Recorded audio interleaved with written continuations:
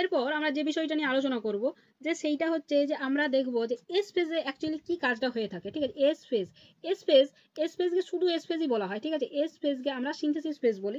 S ফেজের ঠিক আগে যে ফেজটা আমরা পেরিয়ে এলাম সেটা হচ্ছে G1, আর এস ফেজের ঠিক পরে যেটা হচ্ছে সেটা হচ্ছে G2 বা গ্যাপ 2 বলা হয়।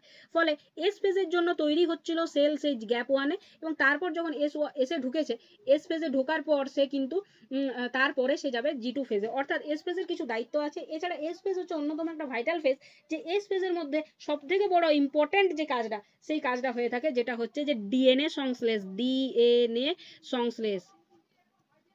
ডিএনএ সংশ্লেষ মানে ডিএনএ সাহায্যে আমাদের একটা কোষ থেকে অন্য কোষ, মানে এক জেনারেশন থেকে অন্য জেনারেশনও যায়। ফলে ডিএনএ রেপ্লিকেশন অন্যতম একটা ভাইটাল প্রসেস, সেই রেপ্লিকেশনটা take place in S phase, ঠিক আছে, সিনথেসিস ফেজ। তার জন্য এর বিশেষ নাম সিনথেসিসও দেওয়া হয়েছে। সিনথেসিস ফেজে আমরা যেটা দেখব যে একটা ক্রোমোজোম ছিল, এই একটা ক্রোমোজোম ছিল, সেই একটা ক্রোমোজোম থেকে সম্পূর্ণরূপে আমরা দেখতে পাবো যে দুটো ক্রোমোজোমে পরিণত হয়েছে, ঠিক আছে।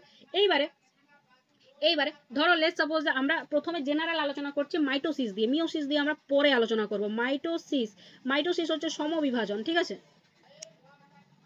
মাইটোসিস হচ্ছে সমবিভাজন। লেটস সাপোজ একটা হিউম্যান সেলের ক্ষেত্রে আমাদের 2n সেল থাকে, তার মানে আমাদের থাকে 2 × 23, ঠিক আছে, মানে হচ্ছে আমাদের 46 ক্রোমোজোম থাকে।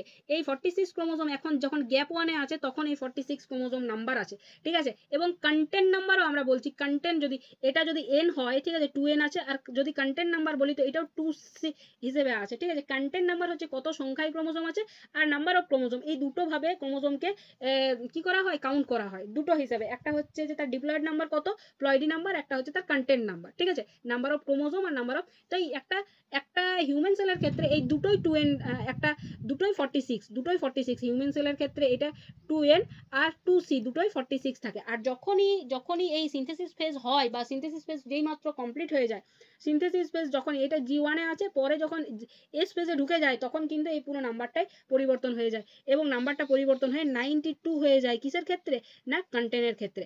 এখানে যেটা হয় ক্রোমোজোমে খুব একটা পরিবর্তন হয় না, এখানে কি হয়, কন্টেন্টটা ডবল হয়ে যায়। কি হয়ে যায় না, ক্রোমোজোম যা ছিল তাই আছে, তাদের সংখ্যাটা ডবল হয়ে গেল। মানে লেটস সাপোজ এইরকম একটা ক্রোমোজোম ছিল, সেই ক্রোমোজোমটা অ্যাজ ইট ইজ আছে, কিন্তু কি হয়ে যাচ্ছে, তার মতন তার এই যে স্ট্যান্ড আর এই স্ট্যান্ডের সমান আরেকটা স্ট্যান্ড তৈরি হচ্ছে, ঠিক আছে, কিন্তু সেই ক্রোমোজোমটা কোনো পরিবর্তন হচ্ছে না, তার নাম্বারটা ডাবল হয়ে যাচ্ছে।